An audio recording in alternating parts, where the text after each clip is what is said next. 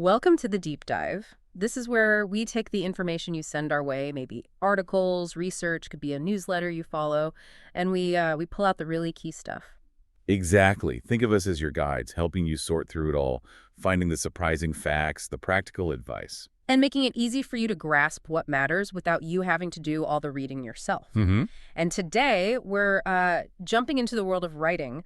We've got a bunch of insights here taken from excerpts of a newsletter aimed at professional writers. Yeah, it covers the craft, the writing life, even the business side. Our mission, then, is to kind of distill that wisdom, find the actionable bits for you. Make it really practical. Okay, let's start with the craft. Words, specifically. These sources are great at, teasing apart words that sound alike but mean totally different things. Oh, yeah. Like this group, imminent, eminent, eminent, and imminent, they often get mixed up. Right. Just a letter or two changes everything. And the source traces them back to Latin, which really helps. So imminent from Imanian, meaning to remain near. It's something inherent, like inside you. Like an imminent talent. It's just part of you. Exactly. Built in. Then emanate, that comes from emanate, to flow out from. So external movement. Right. Like warmth emanating from a fireplace, spreading outwards. Okay. And eminent. That's from eminent. Jutting out. So someone outstanding.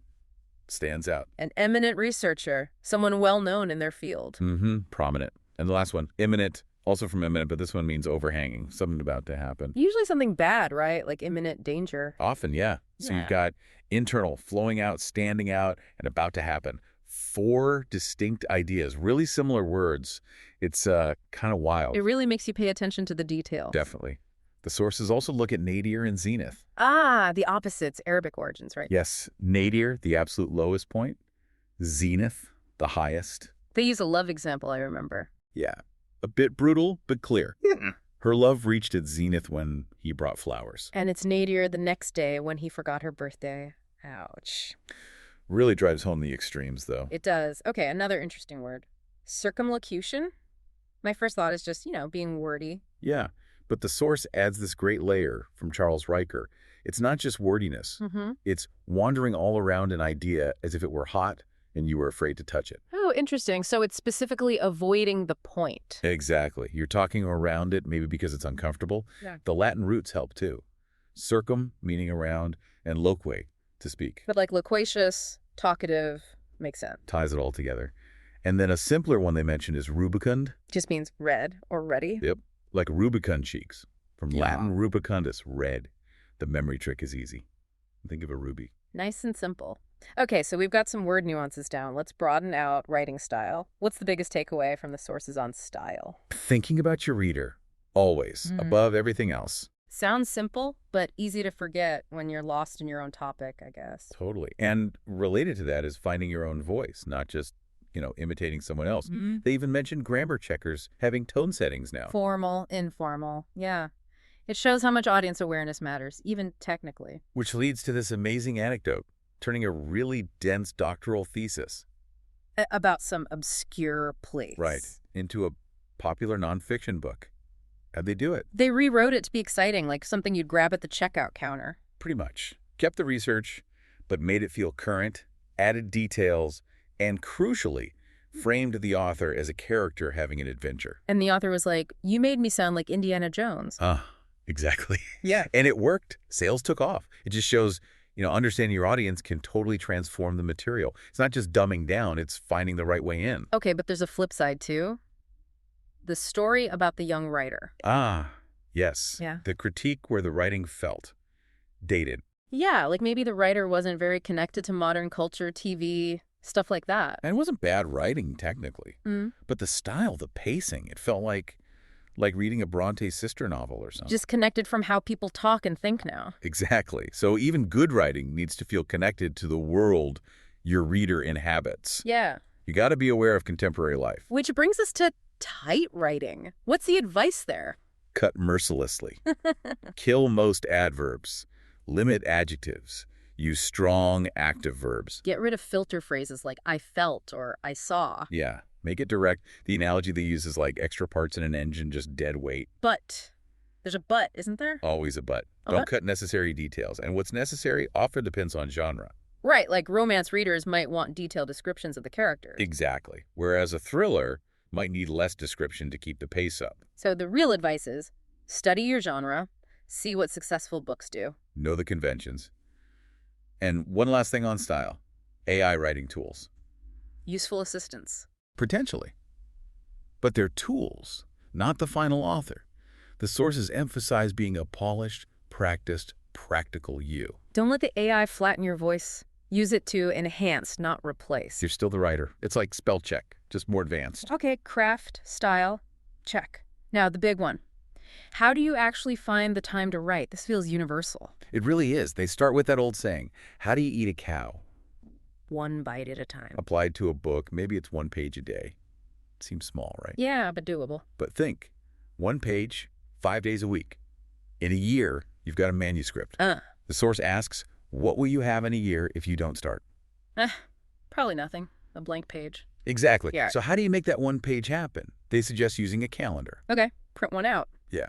First, cross off the days you absolutely definitely cannot write. Vacations, big events, whatever. Be realistic. Then look at the days left. Find recurring slots, maybe 2 or 3 hours, and treat them like vital appointments. Block them out. Non-negotiable. Right. And assign tasks. Monday, research. Tuesday, write pages. Wednesday, edit. Plan for the early stuff, too, like plotting or interviews. This consistency builds the habit, they say. Yeah, apparently doing something about 30 times helps make it automatic. And the habit gets the book written. They share examples, right? Powerful ones. An author who just wrote every workday, period. Someone else earned 2 doctorates just by dedicating Sunday afternoons. Wow. And a friend who wrote her first novel by getting up an hour early each day. It's that steady effort. But scheduling is one thing. Protecting that time is another. Interruptions. No, they're brutal.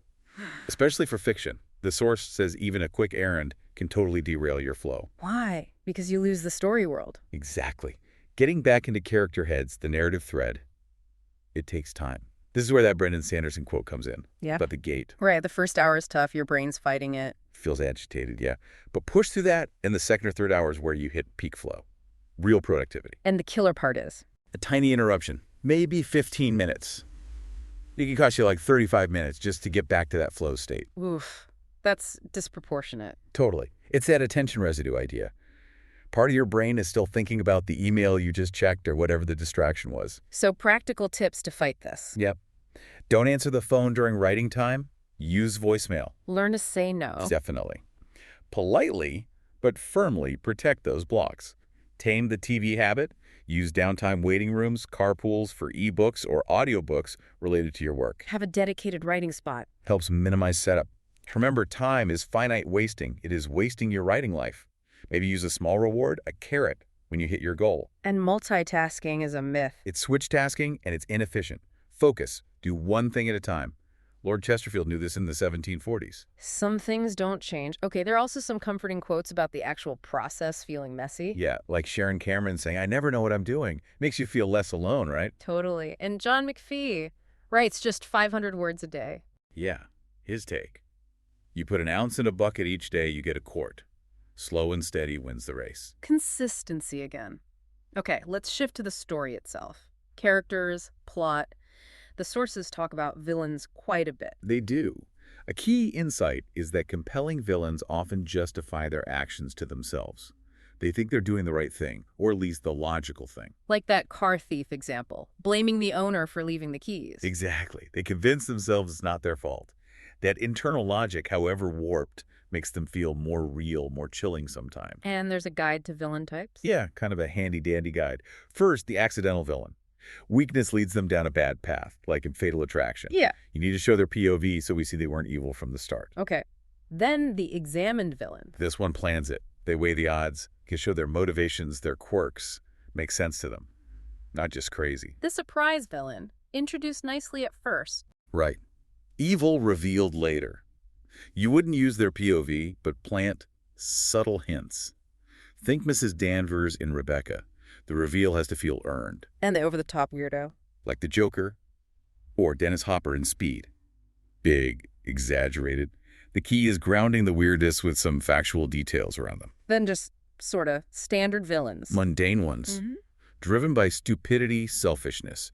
The advice is deepen the stereotype, add twists, use sensory details. And anti-heroes get a mention too. Briefly, fighting bad guys but for their own reasons. The main takeaway for villains seems tough. Know them so well you could write the story from their perspective? That's the goal. Deep understanding, and practically make sure their resources often match or exceed the heroes. We love an underdog story. Good point. Okay, what about the hero, the protagonist? There's a common problem. You react to protagonist, yes. Yeah. Big issue in early drafts, sometimes even for experienced writers. This is the character things just happen to. Exactly. They don't drive the plot, they just react. Novels need what the source calls WAGs, a different world, an active protagonist with goals and high stakes. They use the pursuit of happiness as an example. Yeah, saying that while it's inspiring, the plot sometimes felt like just one bad thing after another happening to him, without enough moments of him actively changing things or catching a break. The pacing felt off. So, after the inciting incident kicks things off, The protagonist needs a clear, difficult goal they are actively pursuing, something filmable. readers want struggle, but also growth through that struggle. Yes, we need to see them learn, adapt, make choices. They have to act, not just react. Makes sense. Okay, let's wrap up with the business side and maybe most importantly, the writer's mindset. Sure, some practical Q&As first. Why do authors retire? Usually personal reasons, right? Wanting more time, family. Yeah, or health.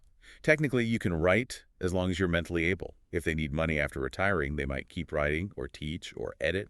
Depends on savings. And KDP income. How many Kindle books for a decent income? Ah, the million-dollar question. The source says it's impossible to say. Decent is subjective. Quality varies wildly. They mention Authors Guild stats. Yeah, for 2022, median book income was just $2. Median total writing-related income was $5. It's tough. And they caution that AI-generated stuff probably won't earn more than that. Grim reality check. What about artwork permissions? Can you just grab stuff online? Big no. Huge point here. Yeah. Internet art is not free game. You have to get permission, buy a license, use stock photo services properly, avoids legal headaches. Absolutely crucial. Okay, beyond the nuts and bolts, the mindset. That Borch's quote is powerful. Whatever happens is a resource. Everything is raw material, as clay. Even humiliations, misfortunes. Use it all. Shape your art from it. It connects why writers often keep journals, even of bad experiences. It's all potential insight later. And then there's that deep dive into the Daniel verse. The people that do know their God shall be strong and do exploits. Yeah, the source uses it as a framework. Starting with BT, overcoming the yeah buts. Finding how to make ideas work, not why they won't. Then the people that do, action versus just talking. Right. Are you, the listener, actually doing the exercises, taking risks, sending work out? Or just thinking about it? Pray, then act. Make your work walk. They mention overcoming intimidation, like contacting that columnist. Yeah. Realizing they were just another professional doing their job, you got to put your polished work out there. Next, know their God. The source connects this to their personal faith, providing courage and purpose. Believing that writing, even secular stuff like raising chickens, apparently, can make a difference, bring glory. It prompts you to ask, what's your driving purpose? Why hesitate? Study, practice, find that core. Then shall be strong. Strength from purpose, from life's lessons. Exactly. Physical, emotional, spiritual strength. Getting knocked down makes you stronger, ultimately. And finally, and do exploits. Exploit as a noun, a bold feat. Applying it to writing. Dare to try something new. Market yourself. Join groups. Go to conferences. And, crucially, have the guts to admit when something isn't working and start over. The overall message feels like stop just consuming advice. Start doing. Be doers. Yeah. And not readers only. That's the core call to action. Practice. Take the steps. Wow. Okay. So from specific words to style, finding time, building characters, the business realities, and this really empowering mindset. We've covered a lot. It's clear writing takes craft, discipline, business sense, and, yeah, a lot of resilience. It's not just about creativity. So thinking about everything we've unpacked from these sources, what does it mean for you listening right now? If Borges is right and everything that happens is raw material, and if strength comes from knowing your purpose and daring to act, maybe the question is, what bold and daring feat are you ready to undertake with your writing starting today?